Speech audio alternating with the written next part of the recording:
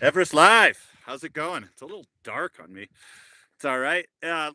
What a beautiful, beautiful night here at Everest Base Camp for May 22nd. This is our potentially, theoretically, final dispatch from Everest Base Camp this year. The Seven Summits coffee shop is being taken down tomorrow, and that's when you know the Everest season is officially wrapping up. Had a big day of summits today. And basically, I think after this wave that summits today and tomorrow comes down, there's going to be a handful, a few small projects up on the mountain. But more or less, we've made it through the season this year. And it's been a great one. And I just want to start by thanking everybody who's been a part of our journey so far, everyone who's supported us. And it's just been such an honor for us to be able to do this here this year. So let's dive into the news. There's some good news and some bad news on the mountain today. Let's maybe start with the good news. Sure. Good news is, according to the Department of Tourism representatives here at Base Camp, Kim Lal Gautam, some of you may remember him. He crashed one of our updates a couple days ago. He's sort of the philosopher, and he was part of the Everest survey team.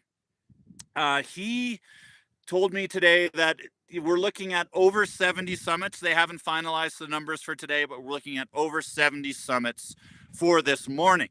One of the things that you see that I find so interesting is just like the psychology of the Everest climber, like the game theory of when people go up on the mountain and how how did the 20th become the most crowded day in Everest history?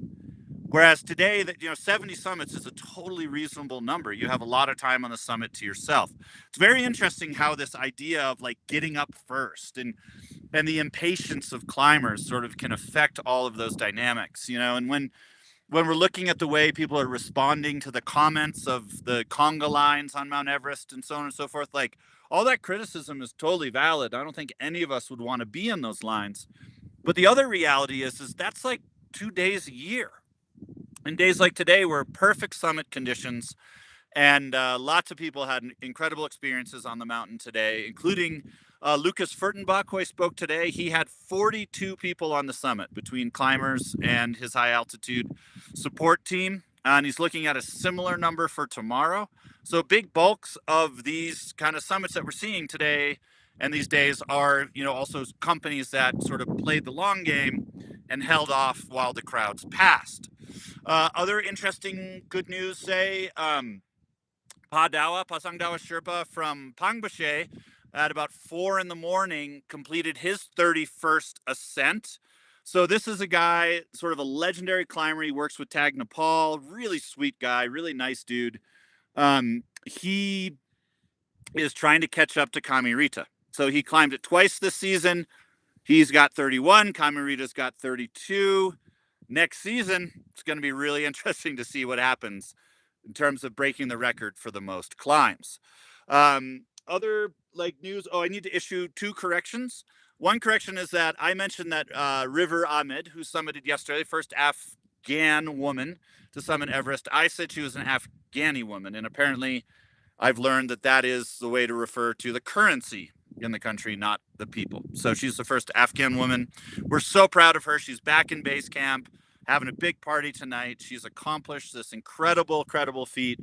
And you'll be hearing a lot more from River. We're working with her too on a short documentary about her climb. So stay tuned for that. As the year goes by, we'll have a lot more exciting updates about River and how her life progresses now that she's made that goal possible. The other correction is I mentioned that Kristen Harila summited Lhotse without oxygen. I have to admit that I didn't actually check her Instagram. I just was going off of what I heard on the radio. Well, she actually summited it with oxygen. I spoke with Kristen this morning. She's back down here in Everest Base Camp resting. And she was just saying that the winds were too high. She felt that it was too much risk for her and her team to go up without oxygen. And so she went up on oxygen just to keep everybody safe. So apologies for that. Kristen's now resting in base camp. The clock is kind of ticking for her and her team to see if they can recover enough to go climb Everest and to get the Triple Crown um, before the icefall closes officially on the 29th. I'm seeing some questions in here like, does it become unsafe to stay on the mountain? What's happening now is things have been so warm. I mean, you can see, like, my layers are slowly decreasing. It's still cold AF, but it's less cold than it's been. But on the mountain, things are getting a lot warmer, and things in the icefall are becoming a lot more unstable. There are huge avalanches kind of all day and all night now, all around base camp. um, you know, 2 times last night I woke up and had to look out of the tent just to make sure I was safe. So these things are happening. It's becoming more unstable, and especially with our changing climate, our warming climate, the longer people push the season, the sketchier it gets. And so that's kind of why you have this cutoff on the 29th. That, from what I've heard, the inside story is that that cutoff will be that's going to be stuck to this year, and it's not going to be extended. So that's kind of the good news in the climbing world. Let me just check, see if I skipped anything else. Oh, Kenton Cool. Our buddy Kenton Cool summited for his 20th time, extending his sort of awkward record of being the most non-Nepali person with the non-Nepali person with the most ascents. I know it's a record that he feels is as awkward as we feel it is when we're trying to describe it, but good for him for getting 20 ascents. He kind of went up on his own, and good job, Kenton. Congratulations and well done. And yeah, so now kind of the not so good news.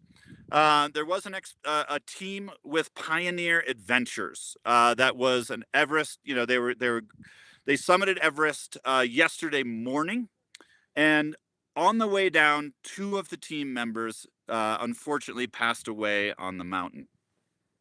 Arun Kumar was one of the team members, and he passed away while a group of 4 Sherpas was trying to rescue him just above the Hillary Step.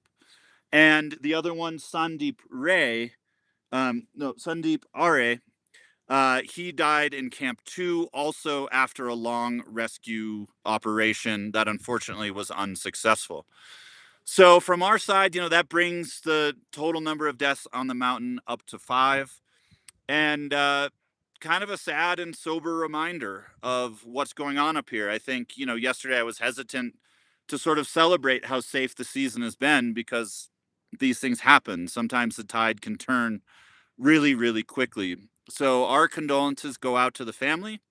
And I haven't been able to get much information about Arun Kumar. I did a lot of reporting today trying to figure out more about who he was, why he was on the mountain, what drove him to be here, but I wasn't able to. But coincidentally, just randomly today, I bumped into an old acquaintance from Boulder, Colorado. Just like randomly, I was walking across base camp, and someone was like, "Ben, is that you?" And we started talking. And this was from a friend who's a mountain guide in Boulder, Colorado, who actually had climbed a lot and guided Sandeep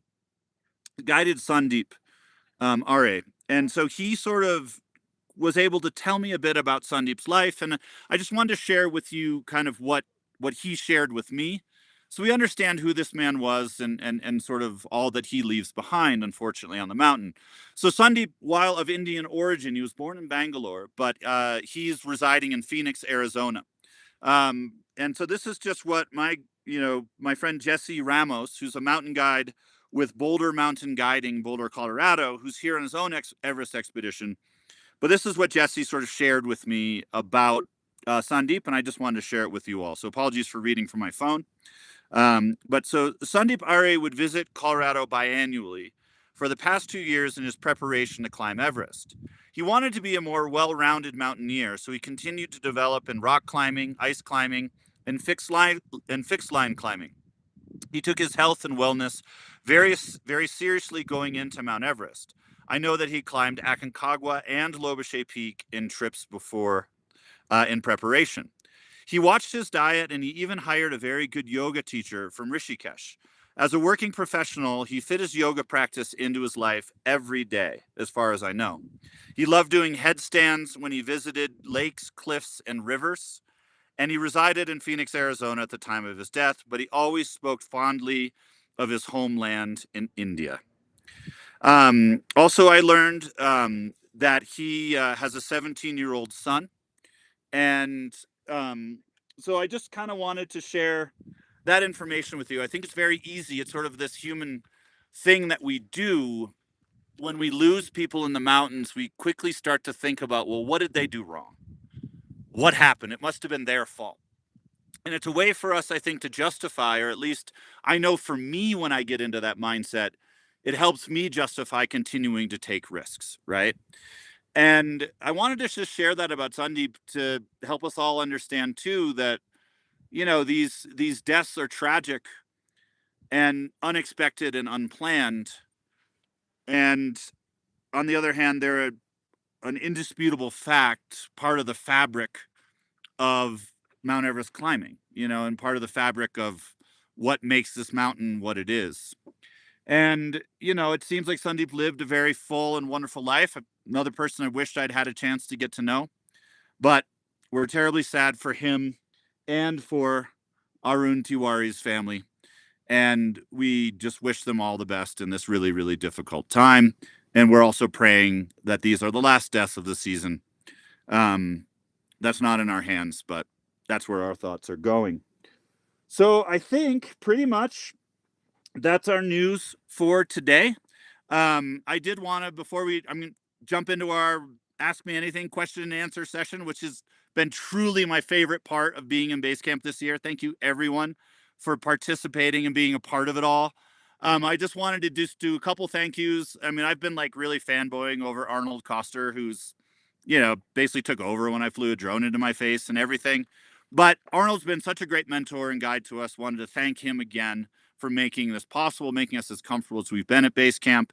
With Arnold, we've been working with Seven Summits Treks, and the Seven Summits team have really also been incredible. They really helped me out when I got hurt, and we've just loved working with them. It's our second year working with Seven Summits, and the scale and the professionalism of their organization continues to impress us. So thank you so much to that. Andy and I have to thank our beloved wives and families who put up with us being gone and frozen most of the time and not great at like texting back when we should. And then there's someone behind me that I want to thank who maybe will come sit on the couch with me for a second. Our Sirdar Life. and great friend, Jenjen Lama. Namaste. Jenjen, thank you for everything. So Jenjen has worked his way up as a climbing Sherpa for many years. Last year, he led this kind of incredible expedition with the Indian Army. NCC team. Yeah, the NCC. How many climbers were there? Include all the supporting 20. 20 different climbers that Jenjen led this whole expedition to the summit. This year, he's been working as a Sirdar, which is basically a role of the person who manages everything that happens within the camp. And so all of us like staying happy, warm, and healthy has been because of Jenjen. And he's also been such a great Kailas summit suit model. Very, very handsome. So thank you, Jenjen, for everything. Pleasure. Do you want to answer some questions in there, or are you busy? I'm not so busy. Okay, let's answer some questions together, Jenjen. See what happens. All right, friends, we're jumping right into it. I will be back very soon. Okay, Jenjen's coming back because he's the busiest man on Mount Everest. Thanks for everything. This has been exciting, and you're looking forward to the next season. Absolutely. Us too. One thing I want to say too is our coverage isn't going to stop. I've got a lot of what my reporting is happens over WhatsApp. So when I get to Kathmandu, we're going to follow the season through the end. I'm trying to figure out how we can bring you information on the Pakistan and the Karakoram climbing season that's going to happen sort of mid-June, early July in that section. Everest Live, we're going to keep doing podcasts and content. Like, you haven't heard The Last of Us, but it's not going to be quite as exciting as it was here. But definitely stay tuned because we're going to keep things coming your way. How long do climbers stand at the summit and take it all in? I've read it can be 10 minutes, but if one is summiting during busy time, is it much less due to pressure from those behind you? I think you're right. I think about 10 minutes is about right. I think you also have to understand that like the Everest summit isn't like one little needle point in space. It's quite a big piece. And so there multiple people can be doing their summit selfies at the same time. Jenjin, minimum, maximum, how much time do you spend on the Everest summit? On the top, Yeah.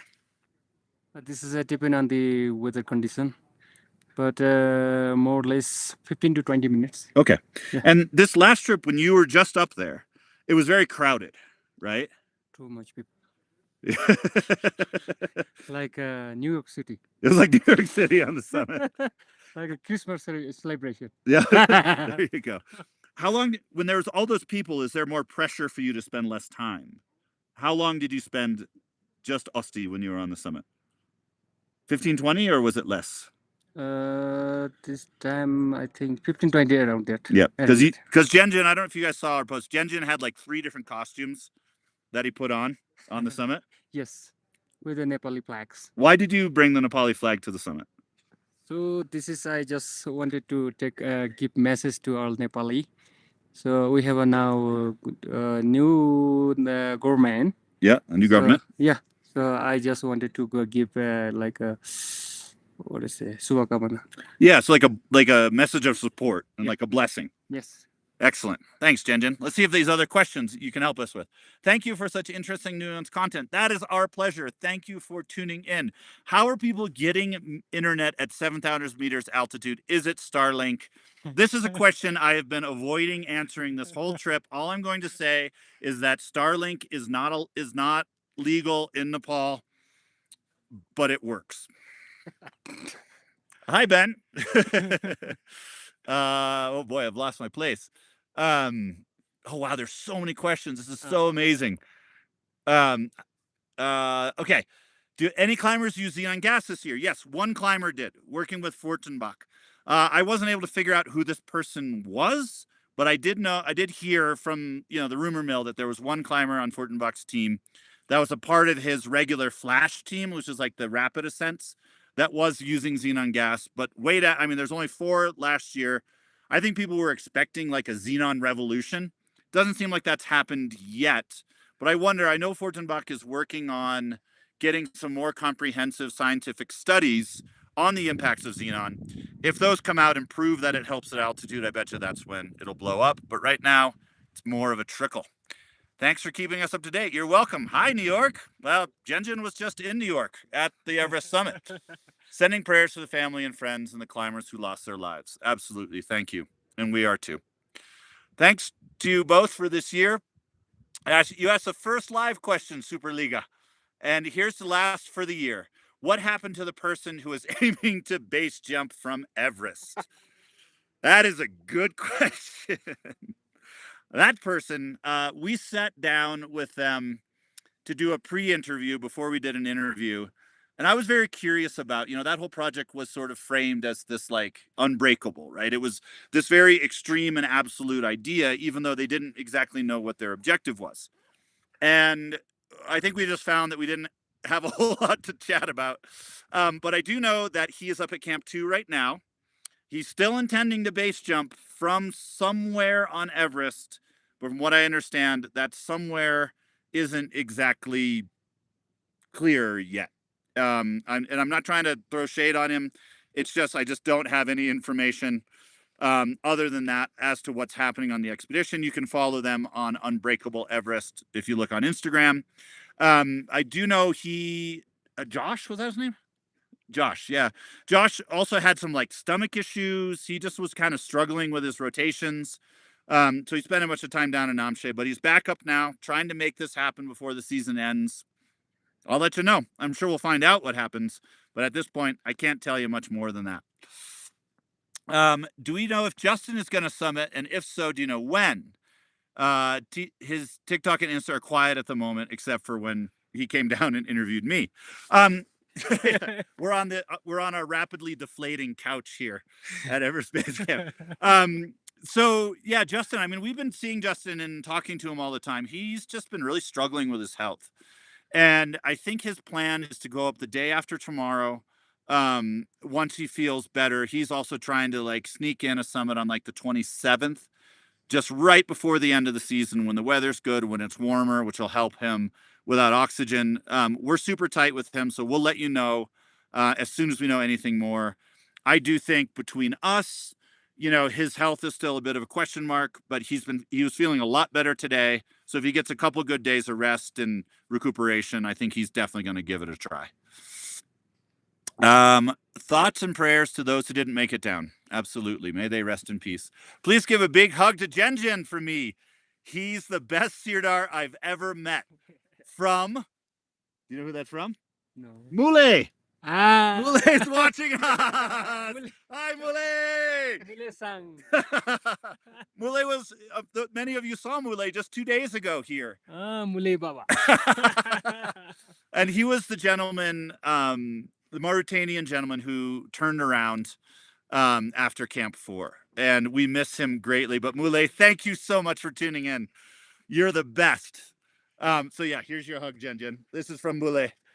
He was one of the best and motivational for the other team because he was a start, and then all team was the started. Oh yeah, Yeah. Otherwise, everyone nervous. Interesting. Yeah. And he led the way. Yeah, he was the motivational for the other team. And Mule also had this, we haven't sort of, the inside baseball here of Everest Live, Mule had this supply chain. I don't know, this man is a miracle worker. But this incredible cheese, like Comté cheese and Wagyu beef, would end up in our base camp. Mule would just sort of come out of his tent and feed us these hors d'oeuvres, these things that were absolutely impossible to conceptualize. And that kept us happy and motivated the whole season. So Mule, we miss you so much, but we're going to have many, many more adventures to come. Why are we leaving? Friends, we're getting kicked out. We're leaving because basically the season's more or less over. Our expedition team, we've been embedded with Arnold Koster, and everyone has summited back down. And so it's time to pack up the camp. If Andy and I were to stay for the last 3 or 4 days of the season, it would require the whole kitchen staff, the whole establishment staying here just for us. We didn't feel right about that. And also, frankly, we're pretty tired. We kind of need a break. It's been over a month, nonstop, no days off at altitude. So for us, we decided that this is the time to call it. And what we will continue to report from Kathmandu to give you the news and the updates, and in exciting interviews and things. Like the next week and 10 days are still going to be quite exciting content. It's just you're going to see more of my dogs in it. Any news on Justin? We talked about that earlier. One above. Wouldn't people want to get up and down before Everest Base Camp packs up? I remember watching Ryan come down later in the season. The ice wall looks sketchy AF. Then you get to Everest Base Camp and the coffee and people are gone. You're right. This is the weird psychology of the Everest climber. You go early with the crowds, and you're kind of with the crowds. You're a part of the. Given the way that how quickly spring comes on here, how quickly things heat up and get unstable, the people who stay later generally tend to come back to an empty base camp, and it's kind of lonely. But on the other hand, those are the real climbers. Everyone's a real. There's a lot of different types of climbers here, but the people that tend to stay late in the season are the ones that have more serious objectives and aren't necessarily here just for the coffee shop. So I hear what you're saying. I think, Justin, for no O2 climbers, waiting a little bit later in the season for the weather to get warmer makes a big difference. It's one of the hardest things about climbing without oxygen is just staying warm. Do we have Shauna and Justin updates? We've given you the Justin update. Shauna right now is at Camp 4. Tonight is the night for her. Tomorrow morning, as soon as we hear anything from Shauna, I'll do an immediate update on that. I'm listening on the radio. I'm in touch with her team. She's in good health at Camp 4. So we're rooting for her, fingers crossed, and everybody who's followed Shauna, been inspired by her journey, send her some good energy and some love. This is when she needs it the most. It's the big, big moment for her. So we'll keep you posted tomorrow morning on Shauna. What's the usual summit bonus? I don't know if Jenjen's going to reveal that. What's the usual summit bonus, Jenjen? $1,800. $1,800 is sort of the established summit bonus, which the climbers pay to their team directly in cash. Did Jenjen summit this season? Yes, he did. As we mentioned, he summited and then put on all sorts of put on a Nepali hat, had 2 or 3 different banners. He had a very successful time with his team. Everyone but one in the Arnold Koster team summited and made it back down safely. So they had a great time, and congratulations to all of them. How next season could you make it even more exciting for us to tune in? We enjoyed every minute here. Thank you for keeping us entertained. That is our pleasure. Next year, like, I don't want to curse us. We've got some big stuff planned for next year. That's really exciting. We have some big partnerships in the works.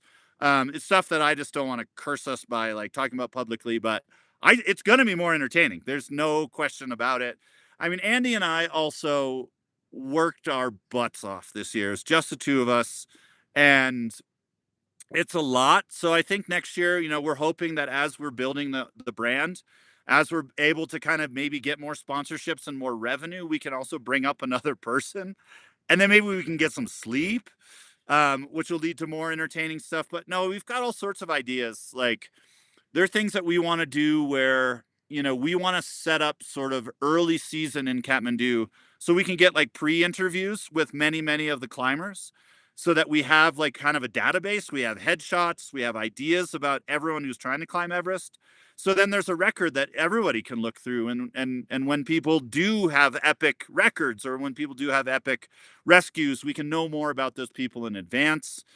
We had an idea today that I was just talking to one of Arnold's team about. It was like, while everyone's waiting in base camp for their first rotations, we were thinking like maybe we'll do a little like TED Talk kind of thing where people just do short presentations about why they're climbing Everest. And we can kind of get all this information together and share it with you all on demand, so you know more about these characters and their motivations, and you can see that diversity on your own time, not just with our live updates, which of course we'll continue to do next year. And we might even have a better couch. That's what I'm hoping for, is a more comfortable couch. Um, all right. Thank you for the reports. Thank you. Thanks for joining us live. We really appreciate you. I think you and your team are doing a great job. It's cool to connect with Everest atmosphere. Respect for all that try to face this quest of staying on top of the world. Thank you so much, too. Hello from Holland, Ohio. Hi, Holland. Nice to see you. Thank you for joining us. Thank you, Ben and Andy, for the excellent updates and sharing the reality of Everest. It's been the highlight of your day to join the lives. Thank you, Loanji125, and thank you for throwing a little dosh our way. Stuff like that too. We want to make sure that we have enough, resources. We do make sure we have enough resources to tip Genjin and the team well. Like, even though we didn't climb Everest, we are standing on the shoulders of giants here. There are so many people that made this possible for us, and all of your support. I think you guys know our vibes, but like, all of your support, we use to also support the people here. We're being super generous and fair with everyone, because truly, without them, it wouldn't be possible. Hi from the UK. I might not read all of the praise just because there's a lot of questions and not a ton of time. How am I getting back home? Helicopter, maybe. We're hoping to get a helicopter out, but the weather's been crap in Lukla. It's been beautiful up here, but Lukla's kind of the gateway where the helicopters come down, and then you all get aggregated and you either go on a fixed wing plane or a helicopter back to Kathmandu, but that's been socked in.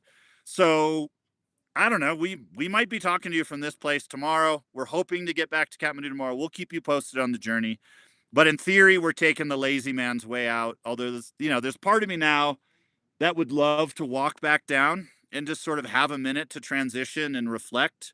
But on the other hand, when that helicopter lands in Kathmandu, I'm not going to be too bummed out about it. More Justin Climbs. Congrats on the work. Hi from Brazil. Question: which other projects we have lined up for 2026 in terms of in-local reporting and doc videos? So Andy and I, we're documentary filmmakers primarily. We're sort of learning this YouTube thing as we go. Throughout the year, I'm going to keep doing interviews and updates, and you're going to keep hearing from me about the climbing world and the way that we see it and our objectives and all of that. Andy and I are working on some other documentary projects. I'm working on a project about tigers in Nepal. We have some other stuff. We do some corporate work looking at like microplastic pollution, which is a really interesting, whole different segment of things. And honestly, we have to spend a lot of time this year getting ourselves ready for next year. We need a year to prepare to do this at the scale that we want to. So that's kind of going to be a lot of our focus throughout the rest of the year. Andy also has got a lot of great work. We have a lot of great colleagues who work in the sports space. So we'll keep you posted on that. There's interesting docs going to be coming out about different moments in sports. I mean, we're doing whatever we can to eat and keep it together. Did I miss anything, Andy? Oh, no, that's right. Yeah. And we have like a million doc ideas, but right now the doc environment is such that we need to pick the ones that we can actually get made. So stay tuned. We are looking at we're working on we've been working with Mitch Hutchcraft on his incredible ascent last year. We've been talking with some big distributors and stuff like that about telling his story in long form, working with the team that helped shoot that then.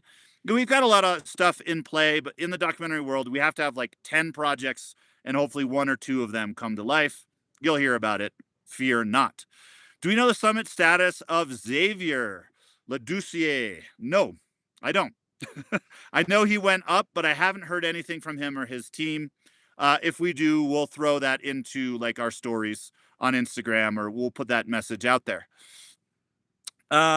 Congrats on my fellow Londoner who's a part of your crew. Yeah, Andy's the best. Always just here.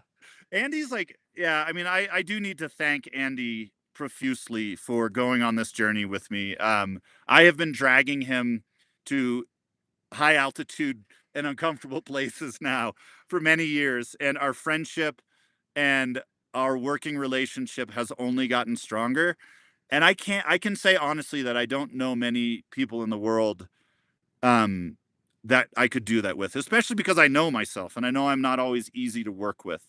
But Andy is always easy to work with, and he is truly one of the most talented and gifted artists that I have ever met. He can turn a story around in such a beautiful way so quickly. I've never met anyone like it. So that's reason alone to follow us at Everest Live, is just to see what Andy creates next.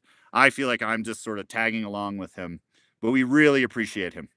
Have I visited other places in Nepal besides Kathmandu? Yeah, I've been to almost every district in Nepal. I've traveled tons and tons in Nepal, and I'll be taking you guys along. I do a lot of motorcycle journeys. I might be going on a rafting trip.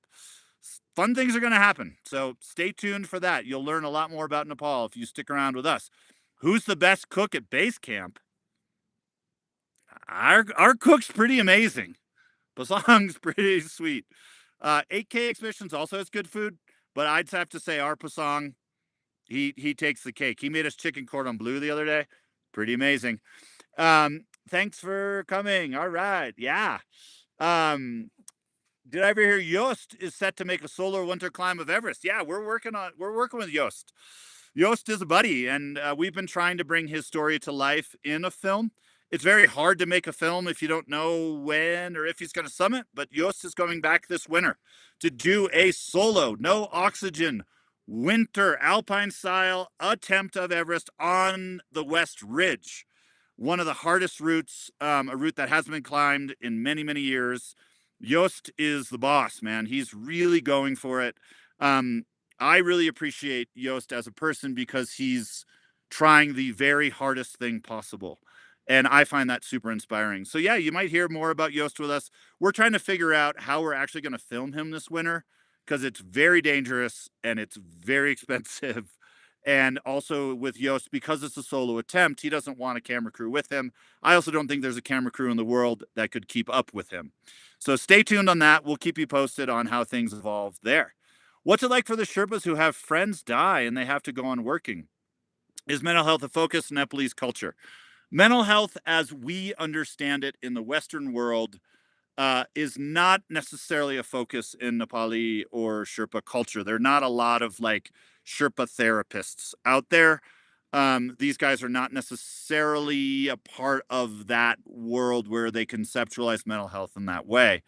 What's it like for them? I think it's very hard. I think there is a lot of compensation that happens when friends die, when tragedies happen.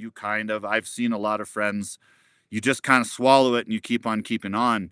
I think one thing to remember is that for people working on Mount Everest here, it's optional, but working isn't optional. These are people who live very close to the bone and they need these resources. So getting emotional, getting scared, getting worried, reconsidering your job has massive, massive consequences for them.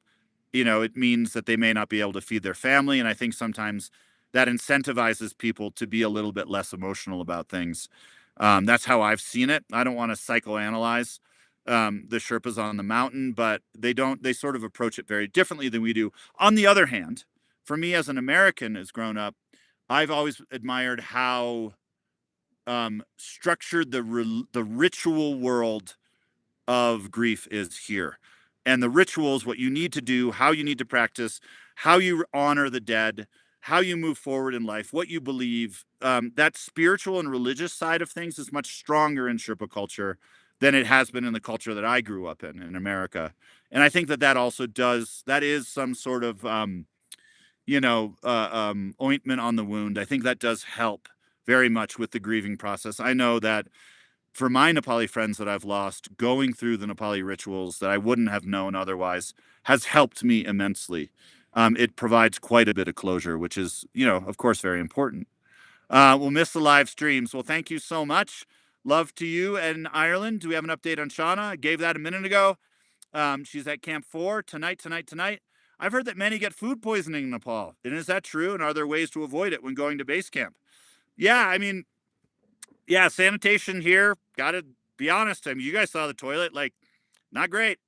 You don't want to drink water from the tap. You don't want to brush your teeth with water from the tap. So kind of GI problems are a real problem for trekking and climbing in Nepal. It is probably the leading reason that climbers don't make it to the summit is they pick up a bug somewhere and they just get totally worked by it. How do you avoid that? You just have to be super hygienic and super careful. You want to have a good cook like we have at Pasang. You don't necessarily want to go out and like pick your nose and like hang out, like eat sketchy food. You just don't want to do that. It's hard. The Everest Base Camp trek is it's kind of a good place for germs. So you just really want to be careful. I tend to be a little bit antisocial in order to try to stay healthy to avoid any kind of viral stuff. And then I wash my hands a lot. There's a lot of ways you just need to be really careful to stay healthy, but it's a big factor that isn't often talked about in Everest climbing. Is there a permit just for Camp 1? No, you got to have the whole summit permit if you want to be at base camp even. You can come to base camp and look around, but if you want to spend a night at base camp, you actually have to have a summit permit for one of the mountains that this is the base camp for. Is there a harder climb than Everest that doesn't get recognized because it's not Everest in the area?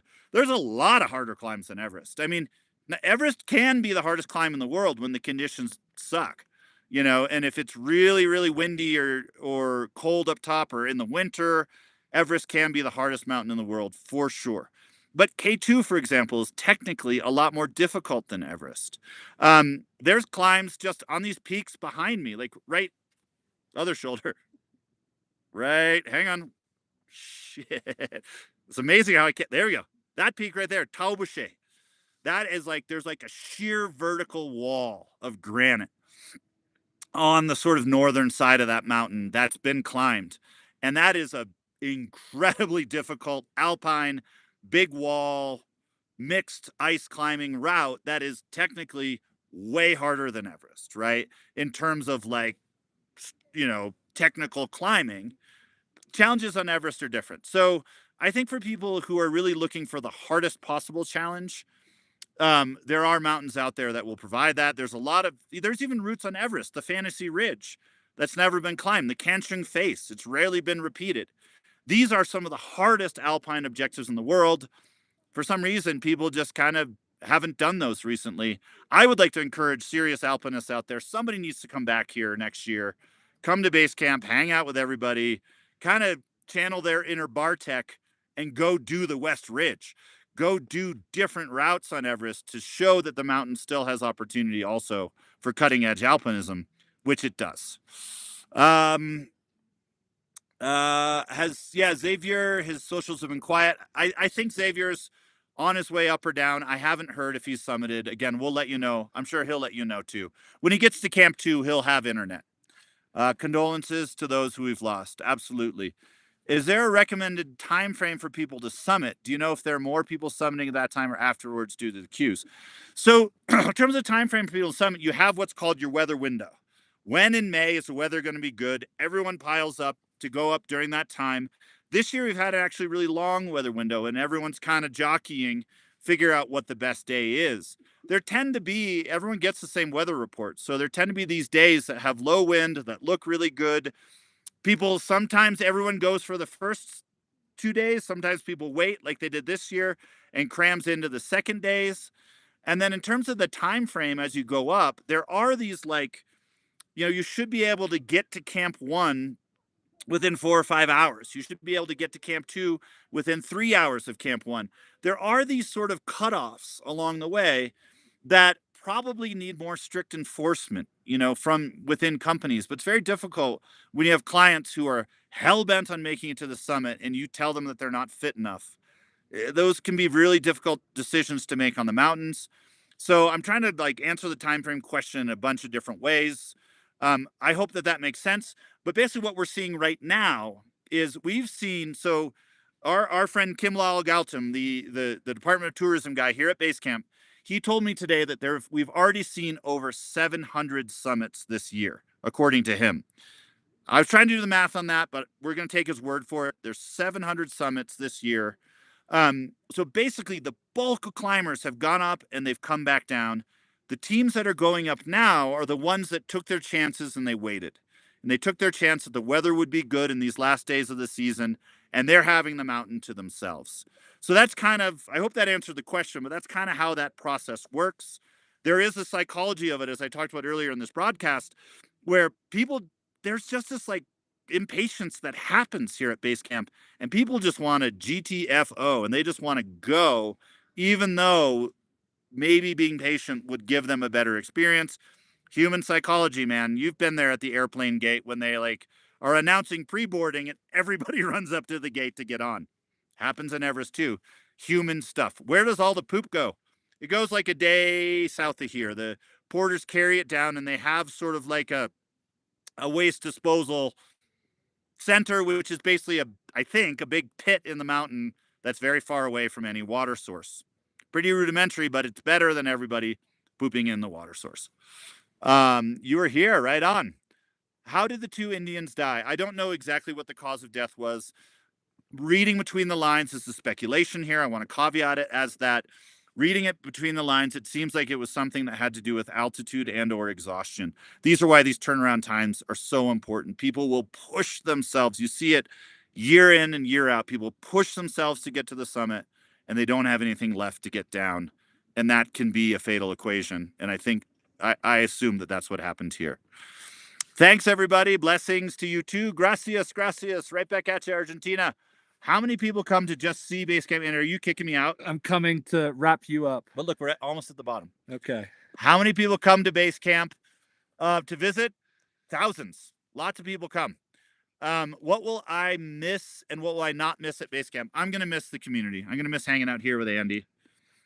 I'm not going to miss... I kind of like the pee bottle. I'm going to miss the pee bottle a little bit.